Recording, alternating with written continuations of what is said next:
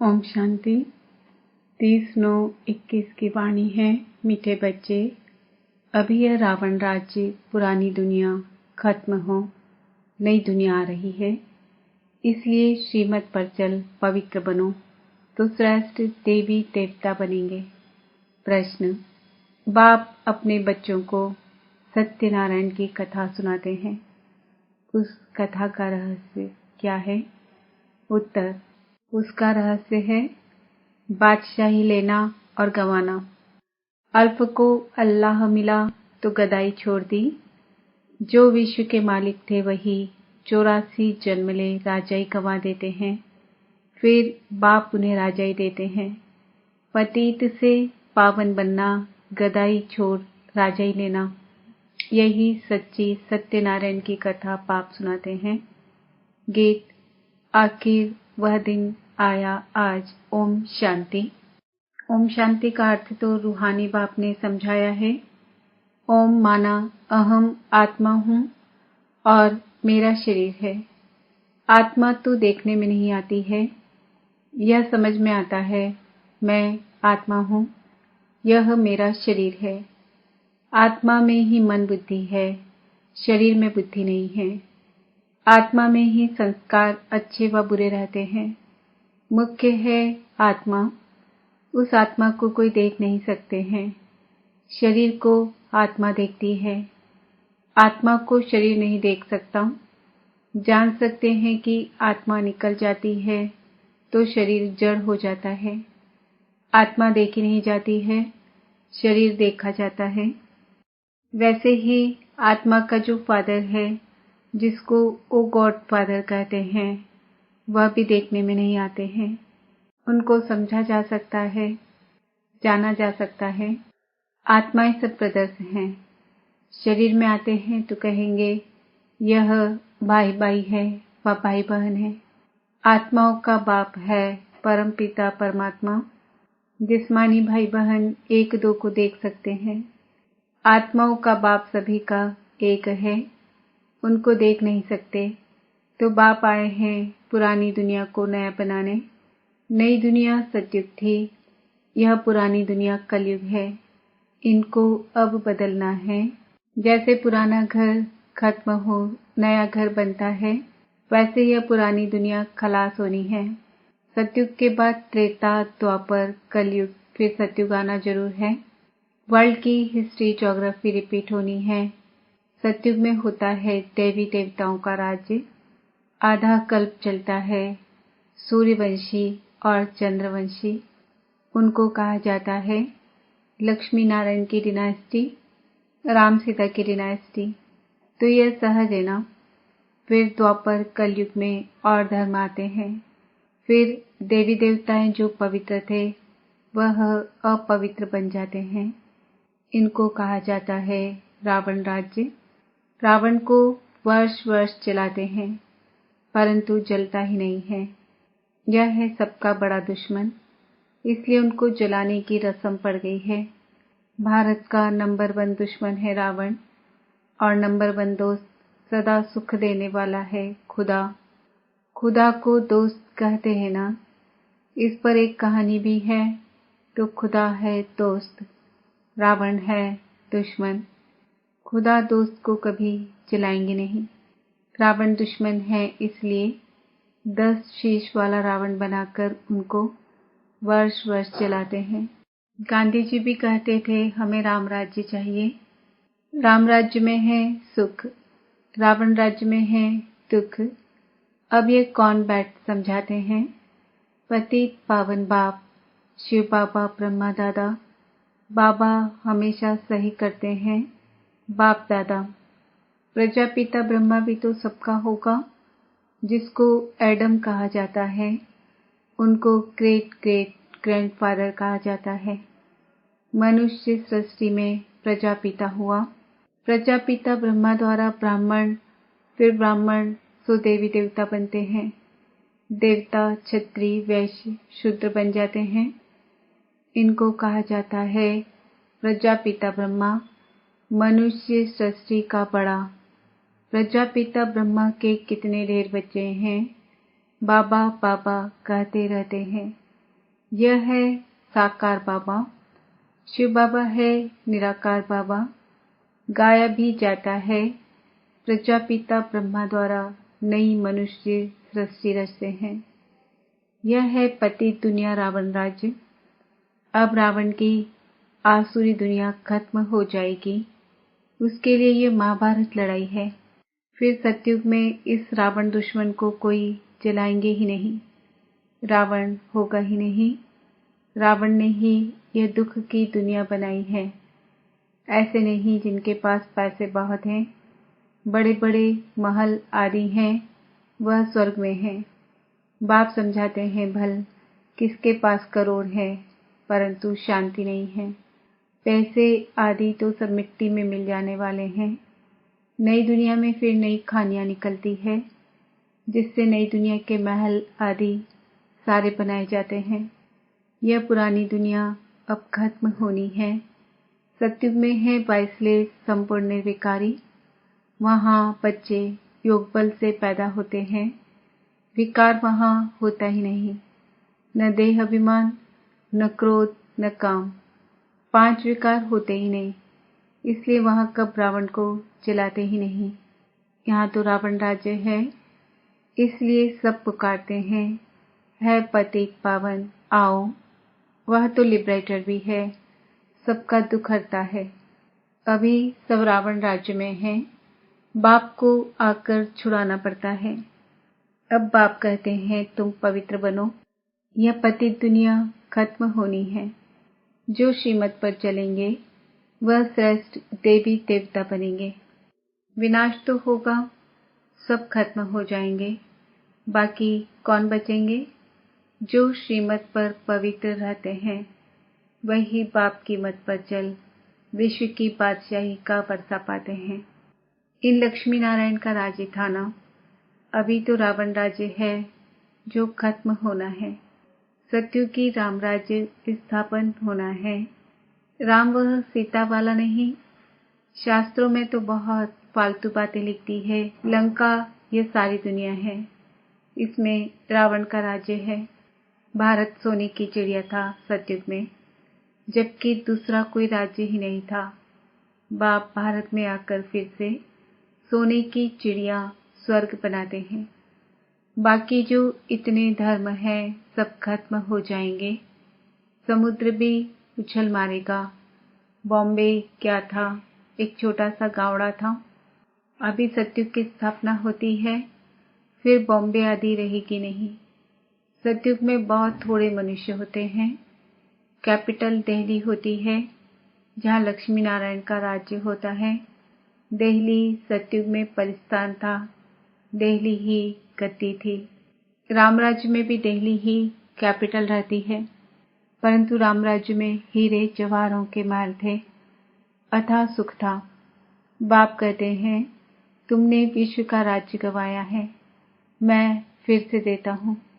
तुम मेरी मत पर चलो। श्रेष्ठ बनना है तो सिर्फ मुझे ही याद करो और किसी देहधारी को याद नहीं करो। अपने को आत्मा समझ मुझ बाप को याद करो तो तुम तमो प्रधान से सतो प्रधान बन जाएंगे। तुम मेरे पास चले आएंगे। तुम मेरे गले की माला बन फिर विष्णु के गले की माला बन जाएंगे। माला में ऊपर हूँ मैं, फिर युगल है ब्रह्मा सरस्वती। वही सतयुग के महाराजा महारानी बनते हैं। उन्हों की फिर सारी माला है जो नंबरवार गद्दी पर बैठते हैं। मैं भारत को इन ब्रह्मा सरस्वती और ब्राह्मणों द्वारा स्वर्ग बनाता हूँ। जो मेहनत करते हैं उन्हों के फिर यादगार बनते हैं। आत्माओं का रहने का स्थान है परम धाम, जिसको ब्रह्मांड भी कहते हैं। हम सब आत्माएं वहाँ स्वीट होम में रहने वाली है बाप के साथ। वह है शांति धाम। मनुष्य चाहते हैं हम मुक्ति धाम में जाएं, परंतु वापस कोई जा नहीं सकते। सबको पाठ में आना ही है। तब तक बाप तुमको तैयार करते रहते हैं। तुम तैयार हो जाएंगे तो वहाँ जो भी आत्माएं हैं वह सब आ जाएंगी, फिर खलास। तुम जाकर नई दुनिया में राज्य करेंगे। फिर नंबरवार चक्र चलेगा।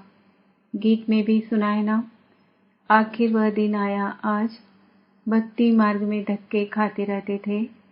बाप है ज्ञान सूर्य प्रगटा, अज्ञान अंधेरा विनाश।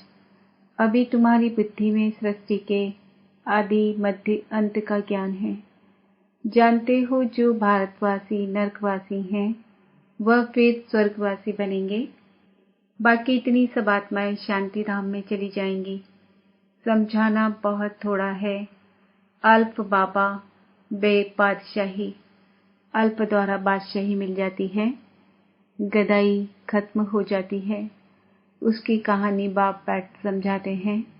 यह है सच्ची सत्यनारायण की कथा, बाकी सब है दंत कथाएं। बाबा ही नर से नारायण बनने के लिए यह ज्ञान सुनाते हैं। हिस्ट्री ज्योग्राफी है ना। लक्ष्मी नारायण का राज्य कब शुरू हुआ, कब तक चला, तो कथा भी हुई ना। जो विश्व पर राज्य करते थे वह 84 जन्म लेकर बिल्कुल ही तमो प्रधान बन गए हैं। अभी बाप कहते हैं मैं वही राज्य फिर से स्थापन करता हूँ। तुम कैसे पतित से पावन, पावन से पतित बनते हो, वह सारी हिस्ट्री ज्योग्राफी समझाते हैं।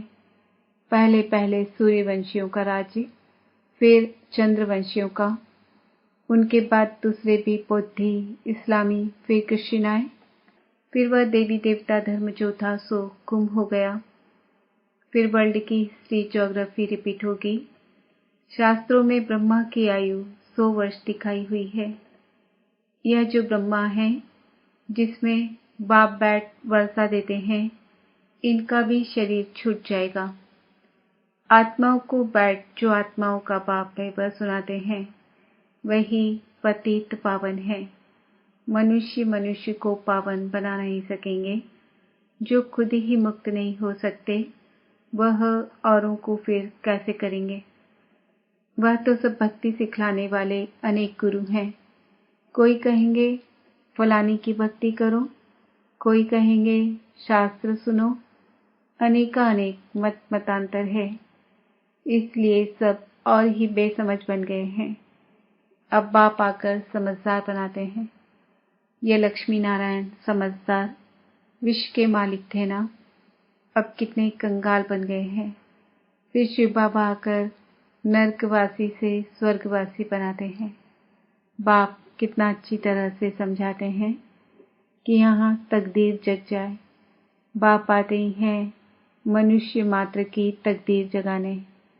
सब पति दुखी है ना, सब त्राही त्राही कर विनाश हो जाएंगे।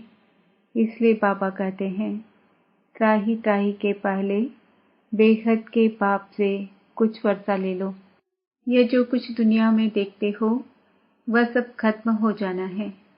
Fall of Bharat, rise of Bharat, यह भारत का ही खेल है। राइज होगा सतयुग में, अब कलयुग में फॉल होना है। यह सब रावण राज्य का पॉम्प है, अब विनाश होना है। Fall of world, rise of world. सतयुग में कौन कौन राज्य करते हैं यह बाप बैठ समझाते हैं। राइज ऑफ भारत देवताओं का राज्य, फॉल ऑफ भारत रावण का राज्य। अभी नई दुनिया बन रही है, पुरानी दुनिया खत्म हो जाएगी। इसके पहले तुम पढ़ रहे हो बाप से वर्षा लेने, कितना सहज है। यह है मनुष्य से देवता बनने की पढ़ाई। सन्यासियों का है ही निवृत्ति मार्ग, वह धर्म ही अलग है। वह तो ग्रस्त व्यवहार छोड़ चले जाते हैं, उनका है हद का सन्यास। तुमको इस पुरानी दुनिया का सन्यास कर फिर यहाँ आना नहीं है। यह भी अच्छी रीति समझाना है। कौन कौन से धर्म कब आते हैं, द्वापर के बाद ही और धर्म आते हैं। पहले सुख भोगते हैं फिर दुख। यह सारा चक्र बुद्धि में बिठाना होता है। जब से तुम चक्र में आते हो महाराजा महारानी बनते हो। सिर्फ अल्फ और बे को समझाना है। बाबा किसको विलायत में जाने की मना नहीं करते हैं। यूं तो सब चाहते हैं कि मृत्यु अपने देश में ही हो। अब विनाश तो होना ही है। हंगामा इतना हो जाएगा जो विलायत से फिर आ भी नहीं सकेंगे। इसलिए बाप समझाते हैं कि भारत भूमि सबसे उत्तम है, जहाँ बाप आकर अवतार लेते हैं। शिव जयंती भी मनाई जाती है।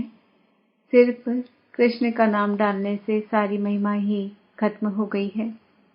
सर्व मनुष्य मात्र का लिबरेटर यहाँ आकर अवतार लेते हैं। गॉडफादर ही है जो आकर लिबरेट करते हैं। तो ऐसे बाप को नमन करना चाहिए, उनकी जयंती मनानी चाहिए। परंतु कृष्ण का नाम डालने से सारी वैल्यू गुम कर दी है। नहीं तो भारत सबसे ऊंच तीर्थ है। वह बाप यहाँ ही आकर सबको पावन बनाते हैं। तो यह सबसे बड़ा तीर्थ ठहरा। सबको दुर्गति से छुड़ाए सद्गति देते हैं। यह ड्रामा बना हुआ है। अभी तुम आत्माएं जानती हो, हमारा बाबा इस अपने शरीर द्वारा यह राज समझा रहे हैं। हम आत्मा इस शरीर द्वारा सुनती है। आत्माभिमानी बनना है। अपने को आत्मा समझ बाप को याद करो तो कट निकलती जाएगी और पवित्र बन तुम बाप के पास आ जाएंगे। जितना याद करेंगे उतना पवित्र बनेंगे। औरों को भी आप समान बनाएंगे तो बहुतों की आशीर्वाद मिलेगी, ऊंच पद पालेंगे। इसलिए कहा जाता है सेकंड में जीवन मुक्ति। अच्छा, मीठे मीठे सिकिलदे बच्चों प्रति माता पिता बाप दादा का याद प्यार और गुड मॉर्निंग। रूहानी बाप की रूहानी बच्चों को नमस्ते।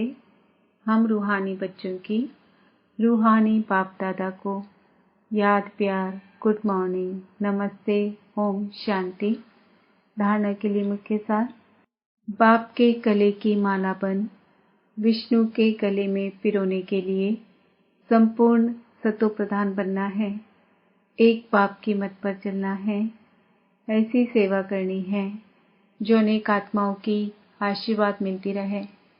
त्राही त्राही होने के पहले बाप से पूरा पूरा वर्षा लेना है। वरदान। ताज और तिलक को धारण कर बाप दादा के मददगार बनने वाले दिल तख्त नशीन भव। जब कोई तख्त पर बैठते हैं तो तिलक और ताज उनकी निशानी होती है। ऐसे जो दिल तख्त नशीन हैं, उनके मस्तक पर सदैव अविनाशी आत्मा की स्थिति का तिलक दूर से ही चमकता हुआ नजर आता है। सर्व आत्माओं के कल्याण की शुभ भावना उनके नयनों से व मुखड़े से दिखाई देती है। उनका हर संकल्प, वचन और कर्म बाप के समान होता है। स्लोगन। सरल याद के लिए सरलता का गुण धारण करो। संस्कारों को